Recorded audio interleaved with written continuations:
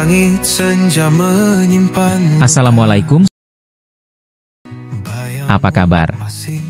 Syukur alhamdulillah kita masih diberi kesempatan bertemu di sini. Moga kita semua selalu sehat dan dilancarkan rezeki dan urusannya.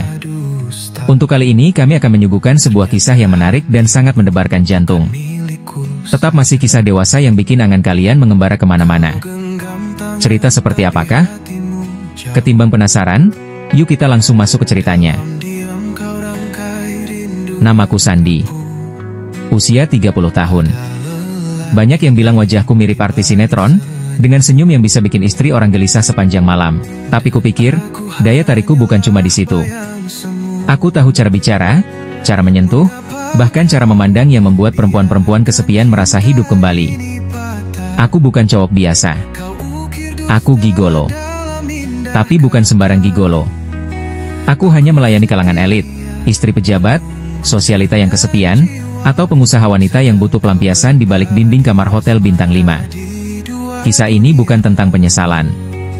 Ini tentang perjalanan seorang laki-laki yang hidup dari gairah dan rahasia. Seperti malam itu. Pukul 8 malam, aku berdiri di lobi sebuah hotel mewah di tengah kota Jakarta. Mengenakan kemeja putih dengan jas hitam santai, aku menunggu tamuku malam ini, Ibu N, istri seorang wakil menteri. Usianya 45-an, tapi masih terawat luar biasa. Wajahnya seperti wanita 30-an. Wangi parfumnya bisa bikin iman siapapun goyah. Maaf, aku telat ya, sapanya begitu mendekat, mengenakan dress merah marun yang membentuk lekuk tubuhnya dengan sangat sempurna. Aku tersenyum. Gak masalah, Bu.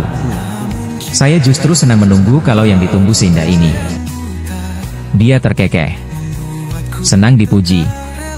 Wanita sepertinya terbiasa dikagumi, tapi tetap haus sentuhan. Kami naik ke lantai 15. Presidential Suite. Malam itu bukan pertama kalinya aku bersamanya, tapi selalu ada rasa berbeda setiap kami bertemu. Seperti konser rahasia yang hanya kami berdua yang tahu lagunya. Di atas ranjang, remang cahaya lampu menciptakan bayangan indah di tubuhnya. Kami duduk berdampingan, gelas wine di tangan. Dia bercerita tentang suaminya yang selalu sibuk, tak lagi menyentuhnya dengan cinta. Tentang anak-anaknya yang sudah besar dan cuek. Dan tentang dirinya yang merasa mati rasa. Aku mendekat, membelai pipinya perlahan. Kalau semua orang mengabaikanmu, biar aku yang mengingatkan bahwa kamu masih hidup. Dan cantik. Matanya berair. Tapi bukan sedih. Mungkin rindu. Bukan pada suaminya, tapi pada rasa dicintai. Malam itu tubuh kami menyatu. Pelan, dalam gerakan yang tak terburu. Seolah waktu ikut melambat untuk memberi ruang pada setiap erangan, setiap desah yang bukan sekadar nafsu, tapi pelarian dari sepi yang membunuh diam-diam. Di sela-sela itu aku berbisik, aku bukan siapa-siapa. Tapi malam ini, aku milikmu sepenuhnya. Pagi harinya, aku menatap langit dari balkon hotel. Rokok di tangan kanan, segelas kopi di tangan kiri. Ibu N masih tidur pulas di ranjang, mungkin bermimpi tentang cinta yang tidak pernah ia miliki dari rumahnya. Aku tahu, aku hanya pelarian, tapi kadang, pelarian pun bisa terasa seperti tujuan. Tak semua pelukan itu cinta. Kadang hanya jeda dari luka yang terlalu lama dipendam. Orang bilang, cinta bisa sampai lupa daratan. Tapi uang bisa bikin orang lupa iman. Aku, Sandi, mulai terbiasa hidup di dua dunia. Di siang hari, aku tampak seperti cowok biasa yang suka nongkrong di kafe, ngopi sambil main HP. Tapi di malam hari, aku adalah sosok yang mereka cari. Yang mereka bayar. Yang mereka rahasiakan dari suami-suami mereka yang sibuk rapat atau sedang mengunjungi dinas keluar kota. Klien baruku bernama Maya. Umurnya 42, istri dari seorang pejabat kementerian. Tubuhnya terawat, wangi parfum mahal selalu melekat di kulitnya yang putih mulus. Pertama kali ketemu, dia datang naik mobil Alphard dengan kaca gelap. Mas Sandi, tanyanya waktu aku buka pintu. Aku hanya tersenyum. Kalau bukan saya, berarti mas-mas Indomaret. Dia tertawa, manja, dan langsung memandang dari ujung rambut sampai ke ujung sepatu. Kami menginap di hotel bintang 5 malam itu. Kamarnya besar, langit-langit tinggi, dengan lampu gantung yang kayaknya lebih mahal dari motor bebek. Tapi yang paling menarik malam itu bukan lampunya, tapi cara Maya melihatnya. Seperti singa lapar. Aku butuh perhatian. Yang lain Mas Sandi, bisiknya sambil membuka satu persatu kancing blusnya. Suamiku dingin. Hidupku hambar. Tapi kamu membuatku merasa diinginkan. Aku mengangguk pelan.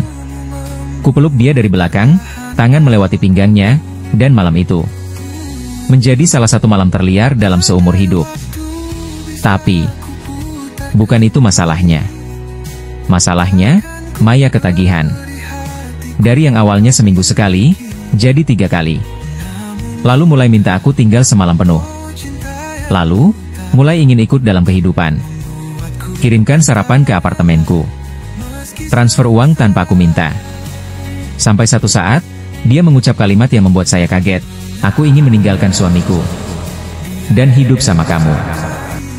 Astaga. Aku bukan pahlawan romansa. Aku cuma pemain bayaran. Cinta bukan bagian dari kontrak. Tapi begitulah. Terkadang perempuan yang terbiasa ditinggal, terlalu mudah jatuh ke pelukan yang salah. Aku jadi bingung. Karena di sisi lain, ada klien baru bernama Bu Ratna.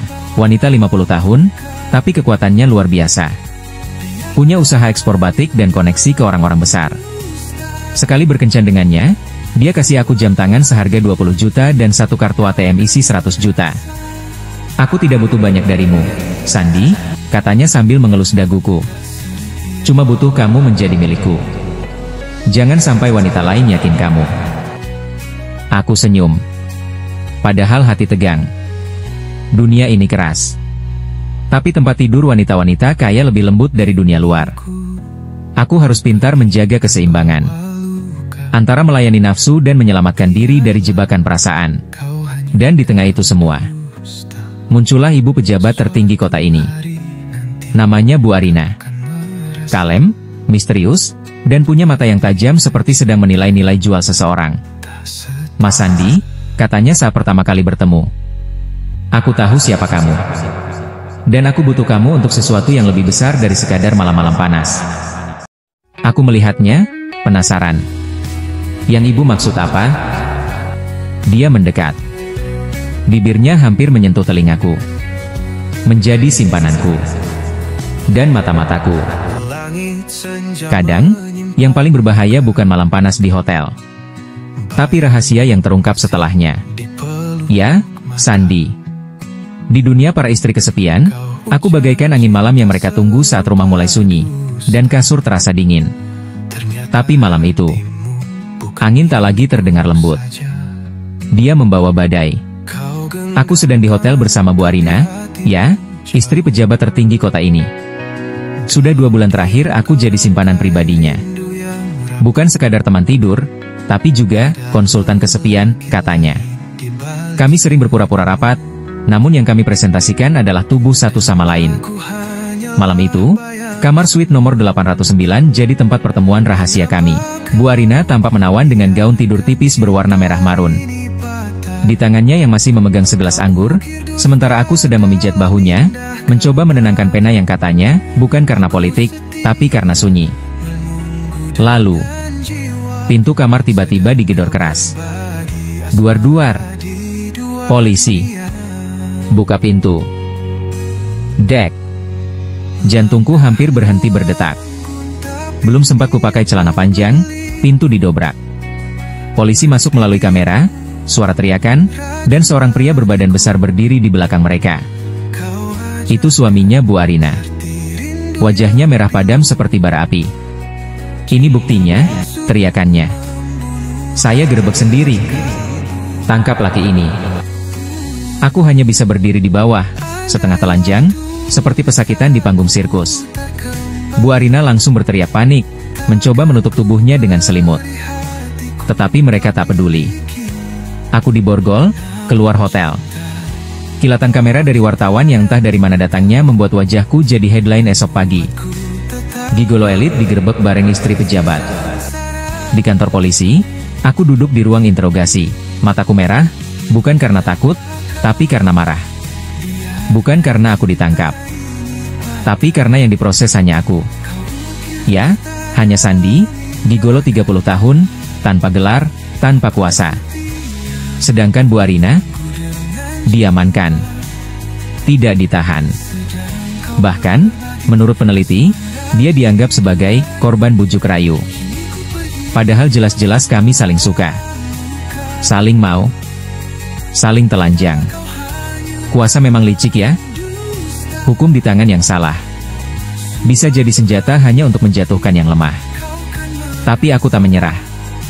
Pengacaraku, sahabat lama yang dulu kuliah hukum tapi kini jadi aktivis HAM, maju dan berkata lantang ke media, pasal perzinahan tak bisa berdiri sepihak. Dua orang harus diproses secara hukum. Ini cacat prosedur. Media mulai ramai. Opini publik berpihak pada saya. Akun-akun gosip kembali membelaku.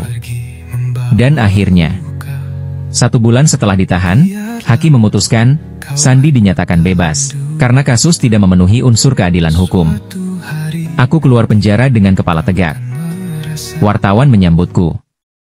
Kamera berkedip-kedip. Dan aku hanya berkata, aku memang gigolo, tapi aku bukan kambing hitam. Kadang, hidup bukan soal salah atau benar, tapi soal siapa yang punya kuasa dan siapa yang dijadikan cerita.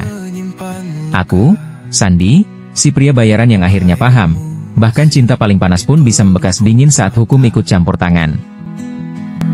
Kau ucap cinta serupa dusta, ternyata hatimu